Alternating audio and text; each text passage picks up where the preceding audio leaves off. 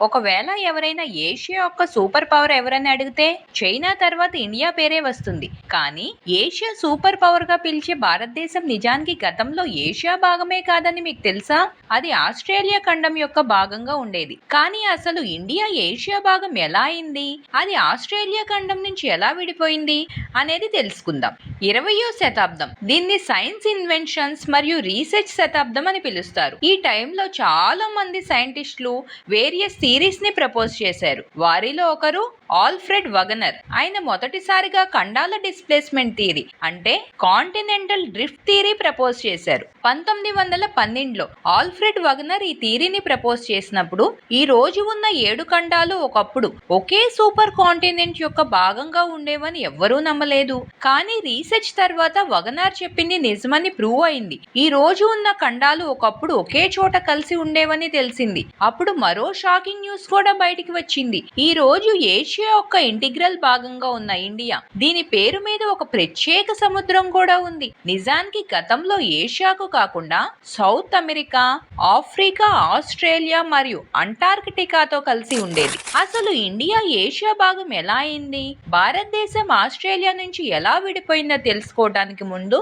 ఖండాలు ఏర్పడిన కథను మీరు పూర్తిగా తెలుసుకోవాలి. 4.5 బిలియన్ సంవత్సరాల క్రితం ఒక భయంకరమైన విస్ఫోటనం వల్ల సోలార్ సిస్టమ్ జన్మించింది. దీనిలో చాలా గ్రహాలు, తోకచుక్కలు, గ్రహశకలాలు ఏర్పడ్డాయి. వాటిలో మన భూమి కూడా ఒకటే. మన భూమి గ్రహాలన్నిటిలో ప్రత్యేకమైనది, ఎందుకంటే ఇక్కడ జీవం ఉంది. నిజానికి ఈ రోజు మన ముందు ఉన్న ప్రపంచ పటం మొదటి నుంచి ఇలా ఉండేది కాదు. ఈ రోజు మనం ప్రపంచ పటంలో చూసే 7 ఖండాలు, 5 సముద్రాలు 2500 కోట్ల సంవత్సరాల క్రితం ఉన్న ఒకే ఖండం మరియు ఒకే సముద్రం నుంచి ఏర్పడ్డాయి. ఈ సూపర్ కాంటినెంట్ పేరు పాన్జియా, ఆ సూపర్ సముద్రం పేరు పాంతాలస్సా. ఇప్పుడు చెప్పినట్లు ఈ సూపర్ కాంటినెంట్ మరియు సూపర్ సముద్రం థియరీని ఫస్ట్ జర్మన్ వాతావరణ శాస్త్రవేత్త ఆల్ఫ్రెడ్ వగనర్ ప్రపోజ్ చేశారు. కానీ 1912లో వాగనర్ ఈ రోజు ఉన్న ఖండాలన్నీ ఒకప్పుడు ఒకే చోట కలిసి ఉండేవని చెప్పినప్పుడు ఎవ్వరూ ఆయన మాటల్ని నమ్మలేదు. ఎందుకంటే ఆ టైంలో సైన్స్ మరియు టెక్నాలజీ కంటే ప్రజలు దేవుడి పైన ఎక్కువగా నమ్మకం ఉంచేవాళ్ళు. భూమి పైన ఉన్నవన్నీ దేవుడు సృష్టించాడని, అవి మొదటి నుంచి అలాగే ఉన్నాయని వాళ్ళు భావించారు. కానీ వాగనర్ చాలా ఆధారాలను ప్రొడ్యూస్ చేశారు. ఆయన ప్రపంచ పటాన్ని ప్రపంచం ముందు ఉంచి ఖండాలు, బోర్డర్స్ ని చూపించారు. అన్ని ఖండాలు, బోర్డర్స్ ఒకదానితో ఒకటి సరిపోయినట్లు కనిపించాయి. ఎగ్జాంపుల్ గా బ్రెజిల్ మరియు ఆఫ్రికాని తీసుకోండి, అవి ఒకే భాగం నుంచి విడిపోయినట్లు కనిపిస్తాయి. అంతేకాక ఆయన 2 ఖండాల్లో కనిపించే జీవుల ఎగ్జాంపుల్స్ ని కూడా ప్రపంచం ముందు ఉంచారు. మోసాసారస్ అనే ఒక పురాతన జలజీవి, దీనిని ఈ రోజు పాముల పూర్వీకుడిగా భావించవచ్చు. సౌత్ అమెరికా మరియు ఆఫ్రికా 2 ఖండాల్లోనూ దాని అవశేషాలు కనిపించాయి. కానీ ఈ రోజు సౌత్ అమెరికా మరియు ఆఫ్రికా మధ్య ఒక పెద్ద సముద్రం ఉంది. దీనివల్ల ఒక ఖండం నుంచి మరో ఖండానికి ప్రయాణించడం సాధ్యం కాదు. ఇది ఈ ఖండాలు విడిపోయినప్పుడు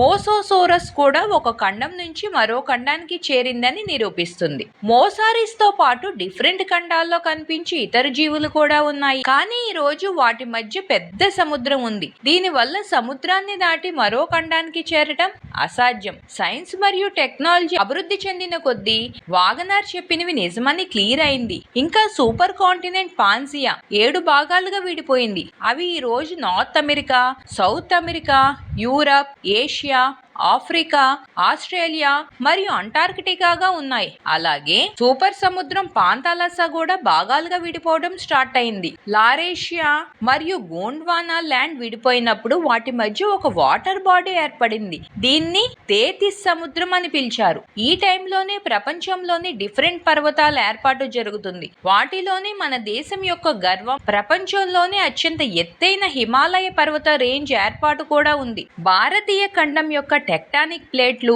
ఆఫ్రికా, ఆస్ట్రేలియా, సౌత్ అమెరికా మరియు అంటార్కిటికా నుంచి విడిపోయి నార్త్ వైపు కదలటం స్టార్ట్ చేసినప్పుడు 50 మిలియన్ సంవత్సరాల క్రితం అది ఏషియా ఖండంతో ఢీకొంది. ఈ ఢీకొనడం వల్ల అక్కడ ఉన్న భూమిలో మడతలు ఏర్పడ్డాయి. దీని రిజల్ట్ గా హిమాలయ పర్వతం ఏర్పడింది. అందుకే హిమాలయాన్ని ఫోల్డెన్ మౌంటైన్ అని కూడా పిలుస్తారు. హిమాలయన్ రేంజ్ ఏర్పడిన టైంలో భారతీయ ఖండం ప్లేట్లు ఏషియా ఏషియా ప్లేట్ కిందకి జారిపోయింది.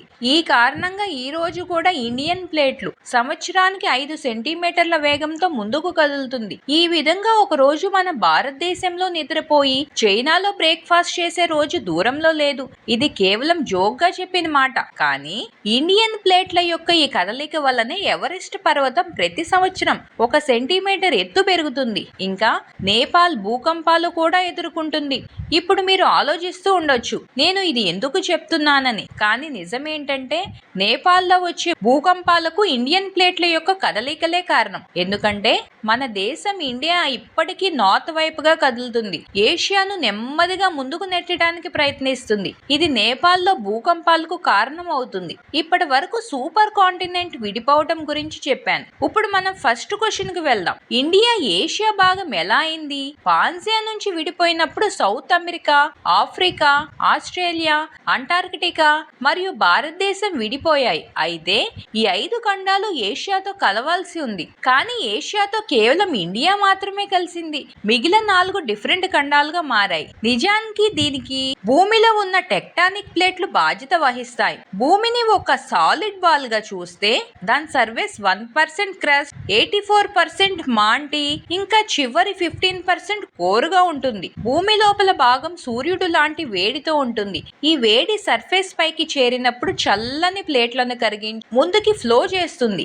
ఈ కరిగిన ప్లేట్స్ నుండి లావా బయటకు వస్తుంది. దీనివల్ల భూమి సర్ఫేస్ విడిపోయి వేరవుతుంది. ఇదే కారణంగా సూపర్ కాంటినెంట్ పాన్జియా మొదటి 2 భాగాలుగా, ఆ తర్వాత 7 భాగాలుగా విడిపోయింది. కానీ ఈ టెక్టానిక్ ప్లేట్ల కదలిక ఇప్పటికీ కొనసాగుతుంది. భారతదేశం ఇప్పటికీ ఏషియాలో ముందుకు కదులుతుంది. కానీ భారతదేశం ఏషియా భాగం అయినప్పుడు అది ఏ వేగంతో కదిలిందో మీకు తెలుసు. ఆ టైంలో భారతీయ ఖండం సంవత్సరానికి 15 నుంచి 20 సెంటీమీటర్ల వేగంతో ముందుకు కదిలింది. ఈ వేగం ఎక్కువ కాకపోయినా వేరే ఖండాలతో పోలిస్తే ఇది చాలా ఎక్కువ. ఎందుకంటే భారతీయ ఖండం యొక్క ఈ వేగము ఇతర ఖండాల కంటే 4 రెట్లు ఎక్కువగా ఉంది. ఇతర ఖండాలు సంవత్సరానికి 4 నుంచి 5 సెంటీమీటర్ల వేగంతో కదులుతుండగా భారతీయ ఖండం 15 నుంచి 20 సెంటీమీటర్ల వేగంతో కదులుతుంది. కానీ ఆలోచించాల్సిన విషయం ఏంటంటే భారతదేశం ఇతర ఖండాల కంటే ఎందుకు వేగంగా కదిలింది? నిజానికి దీనికి వెనుక భారతీయ ఖండం కింద ఉన్న ఫ్లూమ్స్ బాధ్యత వహిస్తాయి. ఫ్లూమ్స్ ఒక మందమైన పైప్ లాంటివి.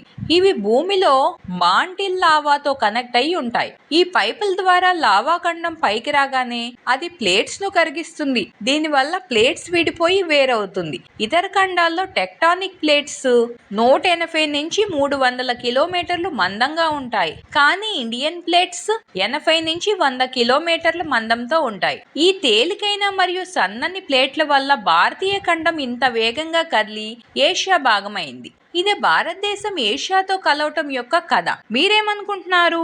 భారతీయ ఖండం ఈ వేగంతో కదులుతున్నందున భారతదేశం యూరప్ భాగం అవుతుందా, లేక పెరుగుతున్న కాలుష్యం మరియు వాతావరణ మార్పుల వల్ల భూమి 4వ సామూహిక వినాశనం చేస్తుందా? మీ ఒపీనియన్ ని కామెంట్ లో చెప్పండి. ఈ వీడియో కనుక మీకు నచ్చినట్లయితే దీన్ని మీ ఫ్యామిలీ అండ్ ఫ్రెండ్స్ కు షేర్ చేయండి. మరిన్ని ఇన్ఫర్మేటివ్ వీడియోస్ కోసం మన Daughter of Journalist channel subscribe చేసుకోండి. Thanks for watching.